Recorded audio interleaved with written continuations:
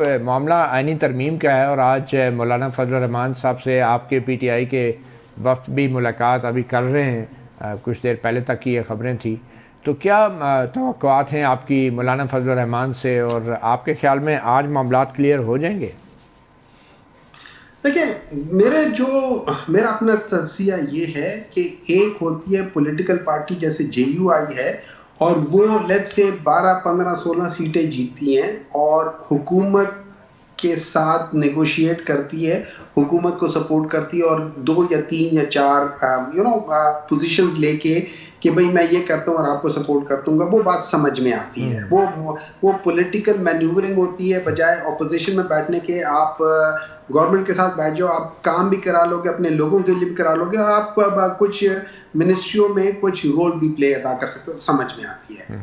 दूसरी चीज आ जाती है constitutional amendments. Constitutional amendments is a different ball game. इसमें मौलाना साहब ये देखेंगे, और मौलाना साहब का एक स्टांस है, वो स्टांस ये है कि जो उनकी पार्टी के हर एक बंदे ने भी बार बार रिपीट किया है, हर चैनल पे रिपीट किया है कि ये गवर्नमेंट कॉन्स्टिट्यूशनल गवर्नमेंट नहीं है, इनके पास मॉरल ग्राउंड्स ही नहीं है कि ये हुकूमत करें, लेट अलोन कॉन्स्टिट्यूशनल अमेंडमेंट्स करें।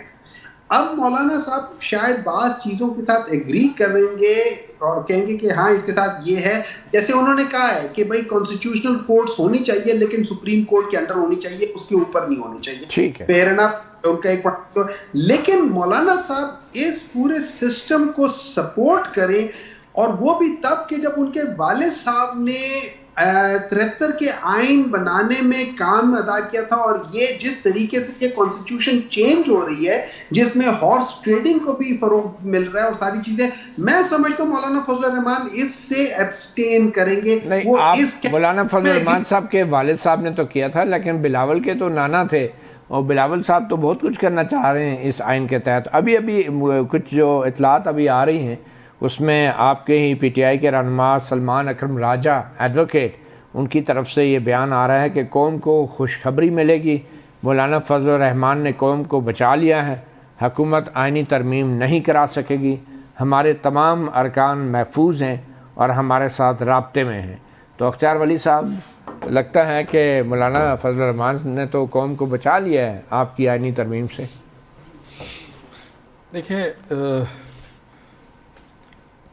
सलमान अकरम राजा साहब अपनी जगह पे बात जो करते हैं वो ठीक कहते होंगे, उनके पास भी कोई इन्फॉर्मेशन होगी, लेकिन आइनी तरमीम को आप ज़्यादा देर रोक भी नहीं सकते और आइनी तरमीम आ भी जाएगी और वो पास भी हो जाएगी। नहीं, आइनी तरमीम आएगी तो रुकेगी ना, तो लोगों को पता ही नहीं क्या है। आपको पता है क्या ड्राफ्ट? मज़े की बात आपको पता है? मज़े की बात बता रहा हूँ कि अगर मुझे नहीं पता तो फिर आपको कैसे पता कि उसमें क्या है, फिर सेनेटर साहब को क्या पता है कि उसमें क्या है, अभी तक जो साहब को क्या पता है कि इसमें आपने ड्राफ्ट पढ़ा है? आपने ड्राफ्ट पढ़ा? जी मैंने पढ़ा। आप हुक्मरान इत्तेहाद के हैं ना, मैं पढ़ा है। आपने ड्राफ्ट पढ़ा है, आप उसे शेयर क्यों नहीं करते? मतीला साहब मेरी उसे लोगों के सामने क्यों नहीं रखते? अपने वोटरों के सामने, अपने कॉन्स्टिट्यूएंट्स के सामने, लोगों के सामने क्यों नहीं रख रहे? क्या छुपा रहे हैं?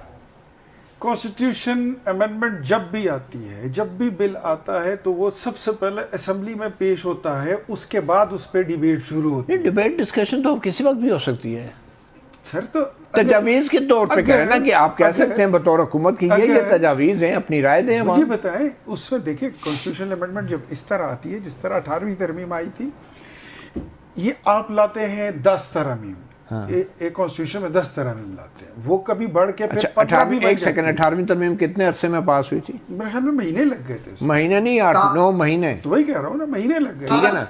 और ये आप कितने घंटे में करने लगे थे? हमने किया, कोशिश की, अब नहीं हो सके, बंदे मौलाना साहब नहीं मिले, वरना उसी रात 13-14 की रात को आप कर चुके थे। हमारे भी आप पे क्यों फैसला करते हैं? नहीं, हम उधर पार्लियामेंट में थे, जो सब कुछ कर रहे थे, हम उधर ही थे सारे। ऐसा नहीं है जी।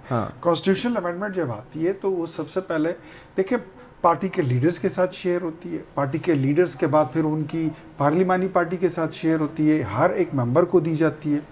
उसमें फिर पार्टियां अपनी तजावीज़ देती हैं कि आप इसमें, हम इसके साथ एग्री करते हैं, इसके साथ। कोई एक ड्राफ्ट बता दें जो आप कहते हैं कि सुनते नहीं है ना, यही आप बता दें कौन से कितने आर्टिकल हैं आपके पास जो ड्राफ्ट ये शिक जो है ये हम मानते हैं, इसके साथ साथ चलते हैं, इसके साथ नहीं चलते हैं, फिर ये डिबेट शुरू हो जाती है।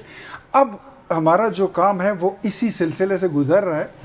हमें जेयूआई भी अपने इनपुट दे रही है, पीपल्स पार्टी ने भी दे दी, और मजे की बात बताऊं कि मोहम्मद साहब की पार्टी भी अपना इनपुट दे रही है। अच्छा चले एक ब्रेक लेते हैं, फिर मोहम्मद साहब से भी जानते हैं क्या इनपुट दे रहे हैं और फिर इसका क्या आउटपुट होगा, एक छोटी सी ब्रेक के बाद। Welcome back. सहाफ़ी प्रोग्राम में हमारी कोशिश है कि पीटीआई के कुछ रहनुमाओं से रब्ता हो सके जो मौलाना फजल रहमान से मिले हैं, और जेयूआई के भी जो रहनुमा हैं उनसे भी हम कोशिश कर रहे हैं रब्ता करने की। एडवोकेट हामिद ख़ान और एडवोकेट सलमान अकरम राजा का बयान तो डेफिनेटली आया है और वो बड़े होपफुल हैं, मगर इतलात यही हैं कि पीटीआई के वफ़द ने बाहर आके मीडिया से बात की है और जेयूआई की तरफ से अभी तक मीडिया से किसी ने खिताब नहीं किया।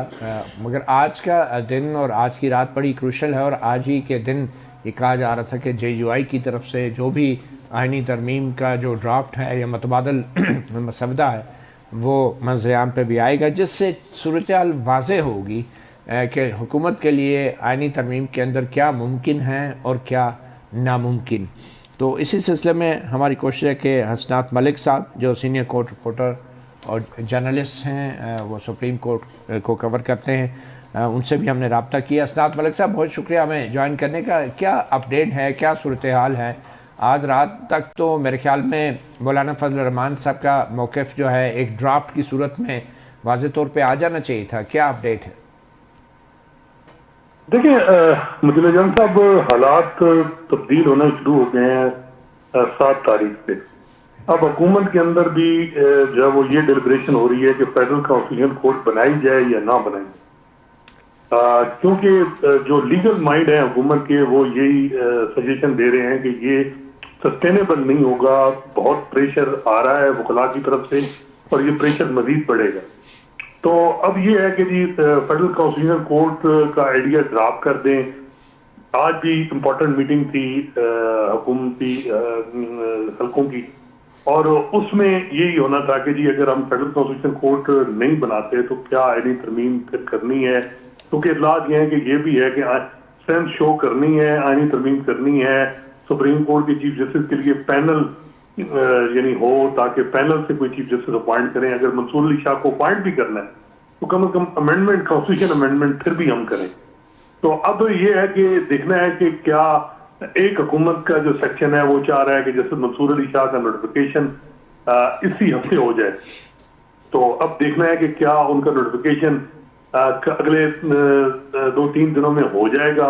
अगर हो जाएगा तो इसका मतलब है कि ये मामला सारा कुछ असुबली से हल हो जाएगा।